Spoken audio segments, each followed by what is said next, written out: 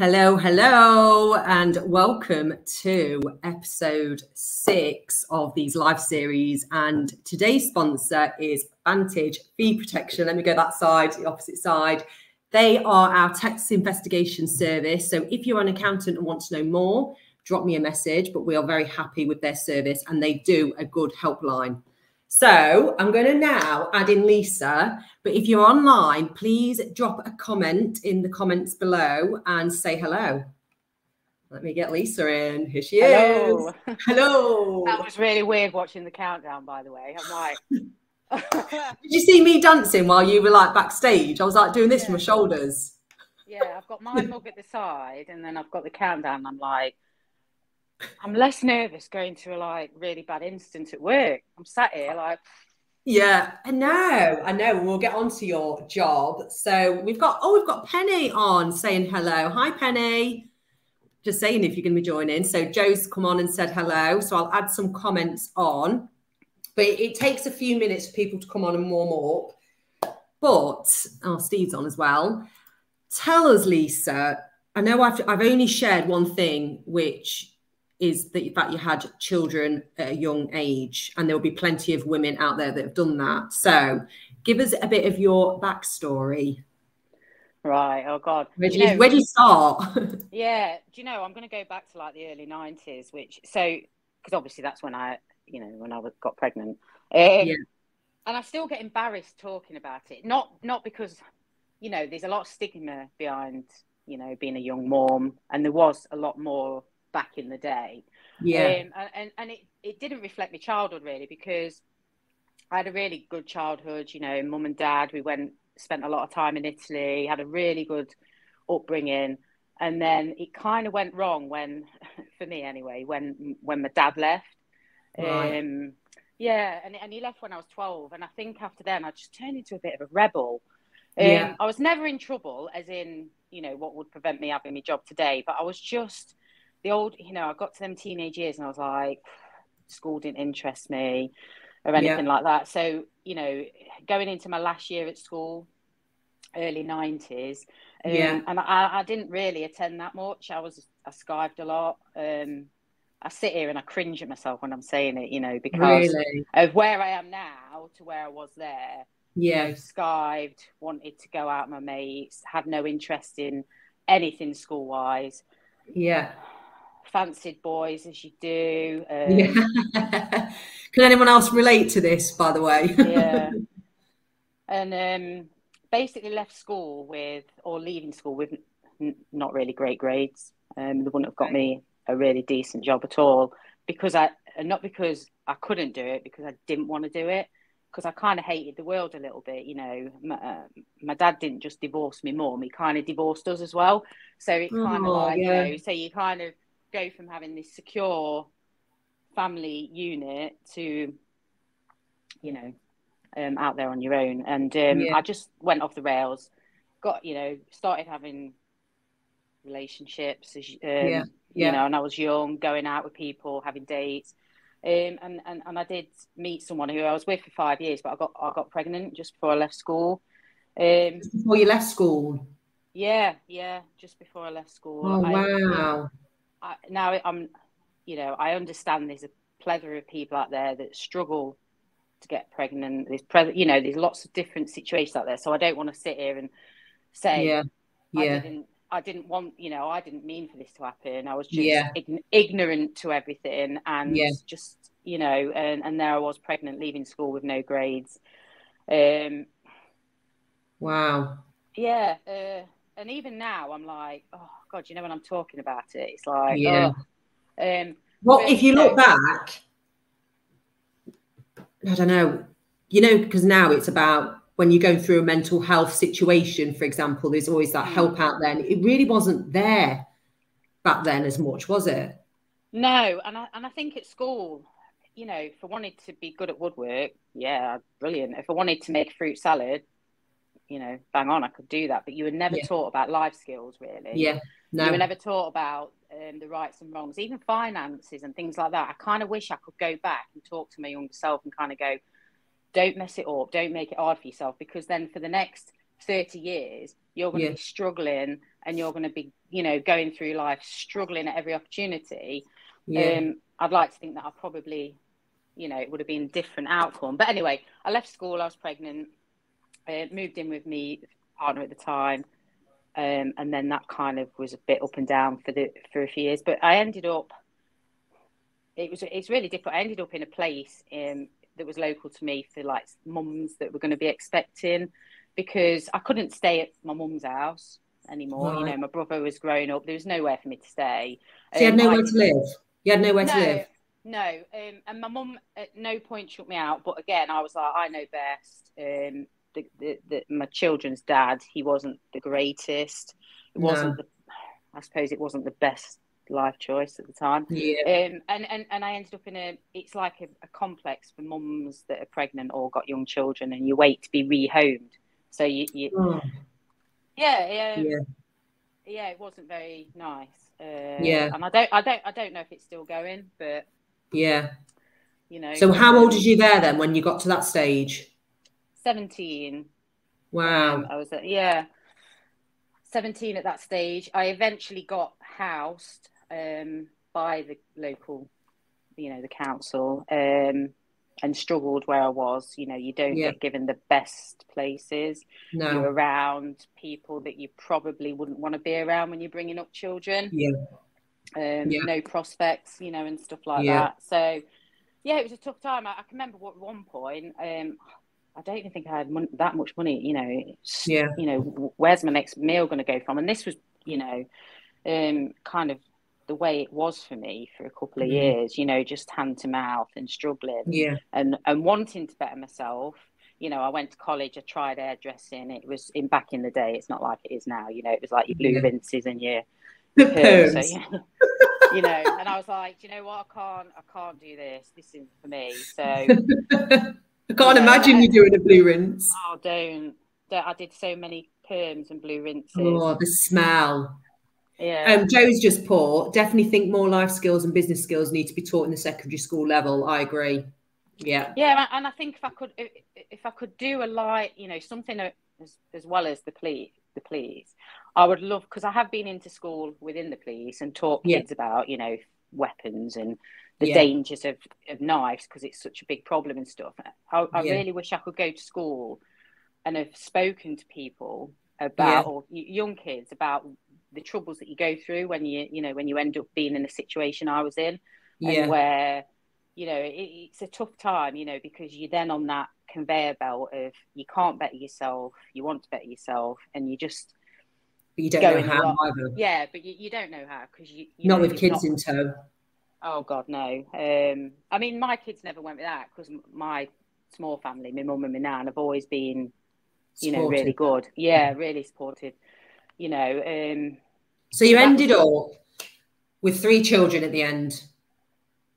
Let's say 3 children. So I had 2 children, and then I went on to have a 3rd child. So 3 children. By the time you were what aged? Before I was 25. Wow. With no career? At that point, no. I have little jobs, you know, when you kind of go, well, when the kids are at school, I'll work, you know. I think I worked at Blockbusters at one point. Now, do you remember the bundles at Blockbusters? I used to love them, but you know, like, if nobody wanted the bundles, you'd get like the bundle. Yeah. If that makes sense. So people, you know, do you want your popcorn? Do you want? No, we don't want your popcorn. I was like, I'll have the popcorn then, you know. Yeah, 2 for £5 though, hang on. Yeah. But I bet loads of people wouldn't even know what Blockbusters was now. But I bet they do. They do. Yeah. Comment below if you know what we're on about. Obviously you do. I'll be shocked. So Isabel's tackling some tough subjects here. Well done. Yeah, because I think as well, whilst I was going through that period, young with children, you know, I suffered a lot with like and I hate to say it, but I suffered a lot with like your anxiety, you know, and all the troubles that come with it, because you just kind of, you're living each day, it's like the same over and over again, because you're like, oh, I can't see any way out of here. You know, I never got to go to university. I never had the support that I should have had from maybe my parents. That I kind of still carry that kind of trauma today. And again, there's all sorts of levels of trauma, so I don't want to, you know, but this is your story. Yeah, from being a child and kind of going through that, you grow up with that trauma of never, you know, I never had a granddad, never had a father figure, and I believe that I maybe needed that. I probably wouldn't, I can relate. Yeah, I probably wouldn't have gone through life, you know, the way I did if I had like a strong kind of character to guide me through it. You know, everywhere I've got in life, I've ended up doing it myself, because, you know, let's be honest, no one else is coming to do it for you. You know, nobody else is come with a magic wand and made it better for me. You know, everywhere I've got in life, I've kind of done it myself. So with that in mind, no one's coming to save you. What happened for you to wake up and go, I know, I want to be in the police? Because my first job, because I did get married, not to the first children's, you know, dad, but I did get married. And my first job was at a chicken factory. Now, when I say chicken factory, I'm not, you know, not little fluffy chickens going by. And if anyone out there, you know, I apologise in advance, but you were dealing with chickens that had just been slaughtered, and then you get them ready. But I did that. It was a very well-paid job at the time, because it's, you know, but that's where I started. And I'd go there and deal with that. And then I can imagine you pounding them chickens. No, but that's how it was. And then I'd go home and he'd do the other shift. And that's how we earned the money to kind of, you know, then start building it up. So because that was the sort of job I started in, I was like, is this me for the rest of my life? Am I standing here looking at dead chickens, cutting them up for McDonald's and stuff like that, or do I need to do some? Because I've always wanted to better myself. I've always, you know, wanted to be down there, and that's when I kind of thought, I want to be out there. You know, I want to be.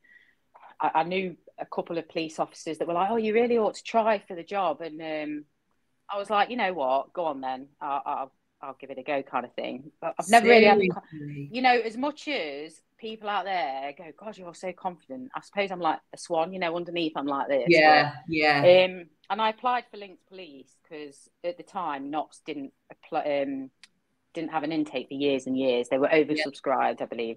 So I applied for Links, got through the application stage, did it myself. Right. So how old are you now then? Are we in 30s now? I think I was 31. So yeah, I've skipped all the. When I say I've struggled all them years, I you know, spent a lot of years struggling. But applied for Links, got through the first bit. I was like, bloody hell, what's happening here? Got to the induction, a 2-day. I can't remember the name of it, but you have to do lots of different tests and lots of different exams, and then they see if you get an overall pass. And unfortunately, I was unsuccessful, and I failed by 1%. Oh. I asked them to waiver it because I was like, it's 1%, and they was like, we can't because it was on your written. Which goes back to, obviously, if I'd have been at school, would I have done better? Probably would have done. You know what I mean? Yeah. So what did you do about it? Well, my friend, a school friend, had applied for Northants Police, unbeknown to me at the same time, and we kind of bumped into each other. And she went, "Oh, I've just got in." She says, "If you pass me all your details, I'll give them to HR." Because in the police, in the olden days, I say in the olden days, it was only 16 years ago, when you applied for the police, you had to wait 6 months before you could apply to another force. Yeah. I don't know the reason why. So I waited 6 months, passed the information to Northants, went through the process, went to uni, got in. I was like, oh my God, I passed. I've never had any prior help with anything, but I got a job as a police constable in Northants. So then I spent 6 months at university, so I ended up, you know, doing all that sort of stuff. Did you? I waited long enough. So yeah, I became a police officer at 32. I suppose my kids went through a tough time at that point because they remained with their dad in the week whilst I commuted and stayed over and trained and learnt the law and, you know, all that stuff. So, you know, I kind of feel for my kids that I kind of wasn't around a little bit. Well, I was, you know, every day, but yeah, I get you. It was a very difficult time. So yeah, so then I got into Northants, and I still can't believe it to this day. You know, if somebody said, you know, how I don't know. Yeah. Imposter syndrome. Imposter syndrome, big time. You're made for this. You are made for the role. Yeah. So that's where So you got the job. So that's where you started. So how did it progress, the role? Well, I was at Northants for I think 7 years, and within that, I stayed on response. So I stayed frontline, dealing with all your emergency calls, and firearms came up, and I was like, "Oh, I wonder if I can do this." Again, well, hang on a minute, right? I'm not just saying I could never handle guns. Right, I don't know who's listening right now, but that takes some guts. Now I tell you what, I can't remember ever handling weapons before, but yeah, I'm not blowing smoke up, like go on, do it. But I was really good with a firearm. You know, I didn't drop any shots, and even up until this day, I never needed development shoots. I dropped the odd one or two, and when I mean dropped, you know, you end up going to like. You know, you're getting paid to go to a target, you know, a firearms range. Yeah. And not all the time, because obviously you've got a job, but to keep in ticket.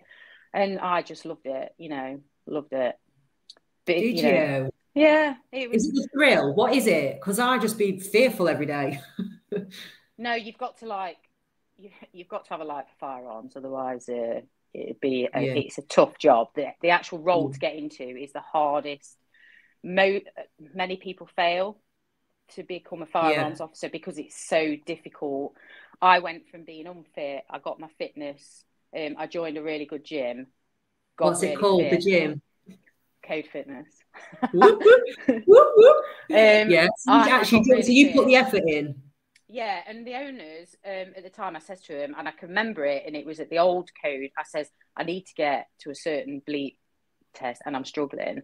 And they both helped me, because I think at the time, the gym was laid out different, but with the help of them and then my own journey into the fitness world at that point, I smashed it. And I probably for a long while, I was probably one of the fittest on the department. And Brilliant. When I first got onto the department, I was the only female in Northants at that time, because it's very difficult for women to get into that role. Wow. It's a tough, but it's got to be tough, because they need strong, you know, minded people to be able to deal with what might be in front of them. So, honestly, it's well impressive to like hear you say it. And like, was you buzzing when you got the role? What was it like? Well, when I got into the role, because I struggle with self-confidence, and it's followed me all my life. It's never stopped me getting what I want. No, but it's followed me. I started off, if there was a level of, you know, really good what you're doing, I was kind of, apart from handling weapons, I started off really unsure of what the hell was going on. By the end of the 11 weeks, I got the award for the most, the most impressive student. Wow. I still don't. I've got the picture of me holding the award for that, and I still think, how did I get that?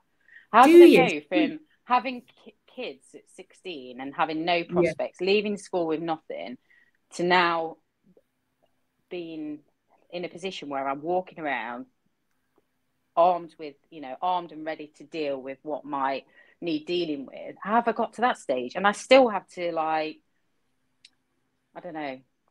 What's the word? Tap myself. I don't know the word, but, you know, pinch and then yourself, pinch myself. I still sit here and think, how have I got there? How have I ever got to this stage? And then, you know, and I know I'm sat here, you know, a bit of promo. Yeah, Police I love it. I'm like, you know, this is a girl that's gone from that to this and been successful all the way because I wanted it. No one else was going to get it for me. No one else did get it for me.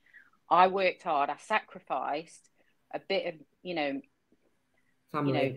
family time to be able to get where I am today, which has instilled that in my own kids. You know, my own kids are doing really well, and that's I believe, the ethics, Look at Isabel; she's put hurrah for strong women. Yeah, wow. I sit here and I'm like, but that's. You just don't know what's going on in people's heads. Like, people looking at what your role is, but I bet when you're in your actual role, you just get on with it. I do. It's never, a lot of people I get over the years, I've got asked the same questions at time and time again from non-police people, you know, have you ever shot anyone? What's it like? And all this. And I get the excitement from people because, you know, it's not a kind of normal, mundane job. You know, I'm going out there, I'm, you know. Right, let me just start there. Biggest question, have you ever shot anyone? No. Okay. I have been in situations where I have been pointing my weapon towards what you would class as, you know, a situation with my finger next to the trigger. Yeah. But I haven't had to because, you know, we're very highly trained, we're skilled, we deal, you know, but there's many a time that I've been in that situation where, you know, could have done, but thankfully not. But I was trained to a level where I'd be happy that whatever I did was justifiable and, you know, and needed. Yeah, no, it's so interesting. Yeah. So you in the police and then Channel 5 Police Interceptors. How did that come about then? How does that work? It kind of jumped on us at work. Somebody just came into the office and went, oh, Police Interceptors want to do. And I was like, what? I was like, and everybody's a bit shy, like, no, nobody wants to really go on the TV because there's, you know, there's cops up and down the country. You don't want them to be on the sofa critiquing what you're doing. But I was a bit like, hold on a minute. A 16-year-old girl that was homeless, no money, all this and that, to potentially starring on the TV. Because I was comfortable that what I'd do at work was right as well. So I was quite happy with what I do. So I was like, do you know what? I'm gonna do it. And I was probably only one of a few at the start that was like, yeah, we'll do it. And that's how it materialised. And believe me, it's been the weirdest journey. Has it? But yeah, I mean, I think I've been up a hill in Derbyshire and someone's recognised me, to in Ibiza and somebody's recognised me. It's just, you don't realise how popular it is. For one, I think it is Channel 5's like most popular programme. It definitely is. And the camera crew are amazing. Most things you've probably watched on telly, they've gone around the world and videoed it and done their tricks. So yeah, really good. So what was the first day of filming like? Was you absolutely pooping yourself? Yeah, I was. And the first day of filming, if anyone's ever watched it, and I try not to because it makes me cringe. Do you not watch it back? Not really. I did the first couple because I was like, what do I look like? The very first time the camera guy came out with me and one of my colleagues, we had a real an incident that was a failed stop, and the person in the car drove into a young female who was walking with a dad across the road and ran her over, basically. She survived it, but that was our first. So that caught the vulnerability that we go through at the time. And I was a bit at the start like, oh no, this is the first episode. But it's probably the most enjoyable thing I've done at work where it's not involving police people, if that makes sense. To have them with you, just filming everything you do, and then they make you look so awesome on the telly. Well, better than what we are in real life. No, I think it looks brilliant. Like the way you bomb around in your car and you're driving someone and it's like, go on. There was a post you shared actually, like a snippet, and you went, let's go. Oh, do you know what? You were like some of the Power Rangers. I've had so many cringy things that I've said, like all in a day's work. That's one that stuck with me. Tell us the biggest cringe. Soapy Sundays. Because I was cleaning we cleaned the cars on a Sunday, and he filmed me, and I was like, Soapy Sunday, and they played that, and I was like, I actually hate you. But it's been the best experience, and I didn't realise the amount of people that actually love watching it, and the amount of that support. And the amount of people that love you as well. And the amount, but then there's also the weird side of it, you know, people are doing TikToks about you and all this, and you're like, this is weird. You know, are you allowed to say about your stalker or not? We can move on from that if you're not. I don't know, but there is some weird people out there. I'm going to put it at that. There was a point where you got people that wanted to, cause you issues. But so yeah, God. got it. But that was sorted out. So, but yeah, all Yeah. in all, that'll be going around Dave, Police Yeah. Interceptors, when I'm 80, and I'll be like, oh, that was me. That was me. That's such a good memory to look back on. So there was another little, while you're doing all the police interceptors and stuff, didn't you learn to randomly ride a motorbike? Yeah. So I passed my test. When was it? Was it the end of was it the start of last year? I think it was the start of last year or the year before. Yeah. I can't even remember now. But yeah, I passed my motorbike test and brought myself a And motorbike. are we allowed to say your age? Are we allowed to say your age? I know that's no relevance. Oh but no, yeah, I'm 47 and a bit. Looking amazing. I know, I feel it though, because you know, I do other things. I started rugby a year ago, and when I tell you I've got more bruises now than I've ever had. Yeah, but listen to this, right? You learn to ride a motor. I know, but you learned to ride a motorbike, and then last year you decided, I know, I'm going to batter myself even more and do rugby. Yeah.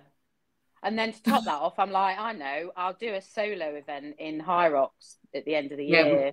We've got you obsessed with High Rocks as well, haven't we? Yeah, yeah. So I'm like, I've got all these things coming up, and I love challenging. it. Do you see yourself as successful? And what does it mean to you? I do see myself as successful. It means an awful lot to me because I could have wrote myself off years ago and gone down a different path, because I think we all have a parallel path we can go down, and you know, whether it be good or bad. And my life could have been so different if I'd have given up on myself and just gone through life.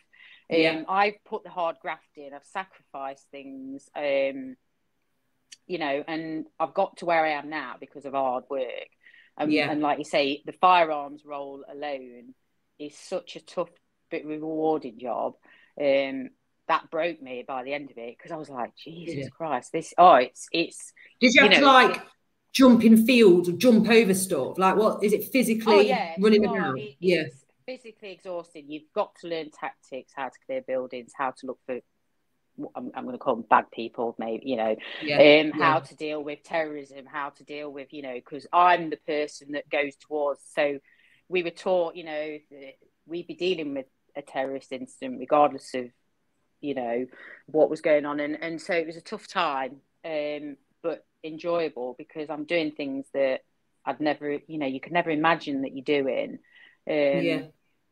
So, yeah, I do feel like I've been successful, but I've had to put the work in. But it can be done. You know, if I can do it, then, you know.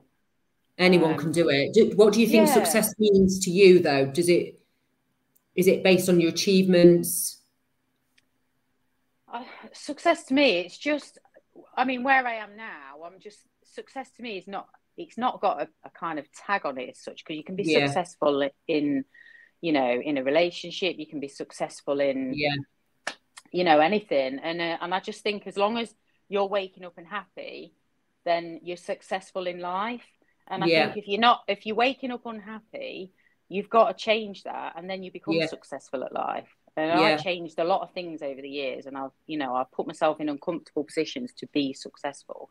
You know, which has ultimately ended with, you know, having a bit of 5 minutes on the telly as well. And I just still laugh about it now, but it's just fun, isn't it? It's, you know, so you've got to have fun. You've got to have fun in life, and you've also got to. A lot of people would have probably not want to go on the TV, but actually you embraced it and saw it as fun and a journey. Yeah, and I think a lot of other people watched it who I work with and were like, do you know what, I'm going to give that a go. After this. And it was really good to see, you know, unconfident people themselves for whatever reason, then going, oh, well, if Lisa's all right, and I'm going to, you know, and so. Well, that's amazing, isn't it? I love inspiring other people to achieve more. Well, I won't stop. I'm already, my mind's so active. I'm like, what can I do next? I've got my rugby, right? When I've done rugby, or what else can I do? You know, I'm thinking, what's the next thing that's not, you know, I've done my massage stuff, you know, because I wanted to do stuff. You know, I'm already looking for that next thing to challenge me. Yeah, no, definitely. So yeah, no, that sounds really good. Well, we're actually done the 30 minutes. I don't know if any questions. God, that's gone quick. It's gone so quick. But I have a question that I want to ask, unless anyone's going to throw them up. I don't know if I'm getting all the comments through my laptop, but what is your biggest fear, or what have been your fears that you've overcome? What has been my biggest fear? I don't like failing. That's good. Anything. Well, you failed at your motorbike test first one, but you went back for more, didn't you? Sorry, I wasn't meant to say that bit. No, I did. I kind of. Oh, it was a stupid thing as well. But I carry on. Yeah. I don't like failing at anything, and I know we do some things, and I find that really tough to deal with because. Yeah. But it keeps me going. It's a learning. It's not a failing. I have to try and reframe any failings. Yeah. As learnings. Yeah, because you'd have learned different. Yeah, and also sometimes your day it's a bit of luck. You know, failing that test, you could have done it on a different sort of day, and you'd passed it. I wish I'd done. I wish I'd. Oh, it was stressful. Any day but that day. Yeah. Yeah. You know, as far as I'm concerned, as long as I'm waking up, and you know, you can have a bad day though, can't you? And you think, oh God, you know, but you just got to reset and start again. Yeah. Yeah. You just got to look after yourself. You've got to look after yourself because, you know, it's a tough old world we live in, and I know, you know, and you can make it so much harder for yourself, can't you?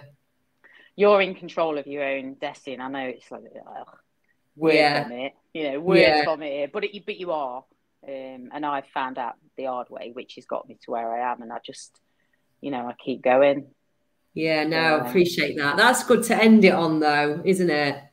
Yeah, you know, hopefully, sometimes people, you know, are hard on themselves. You know, like, oh, you know, when I leave school, I should be doing something, or oh, I failed at this, and that's it. I'm writing it off. Yeah. You know, if you know, there's all that stuff that goes around the social world, isn't there? Like, you know, if you smash one plate, you're not going to smash them all. Because you smash one plate, you're just going to crack on. Yeah. And that's what you've got to do. Yeah. No, I appreciate that. No, hopefully that is good food for thought. And I just want to say thank you so much. I've really enjoyed chatting to you. Is it therapeutic bringing up some of your past and then reliving some of what you've achieved? Yeah, it is. I mean, like you say, I find it a bit cringy when I talk about the early years because anybody that doesn't know me is quite surprised by that. And even now, people are like, you've got a 31-year-old child? And I'm like, yeah. And I'm like, and then I can see them working out in their head and they're going, no, not old enough. So I've almost got like, you know, I just tell people straight away, you know, I was young and blah, blah, blah. You know, that's how it's always been. But yeah, no, good for you. Standing like who you are and achieving more. I love it. But thank you very much. And thanks to all my lovely viewers. I'm going to put this on YouTube soon and we'll bring out a little short snippet of tonight. I want to say massive thank you to Max Button. He always joins my lives and he was the one that put me in touch with Vantage. So really, really appreciate you. Right. Thank you for watching. Let me just end the stream. Stay on with me, Lisa. Yeah, I will. All right. Let's just end that.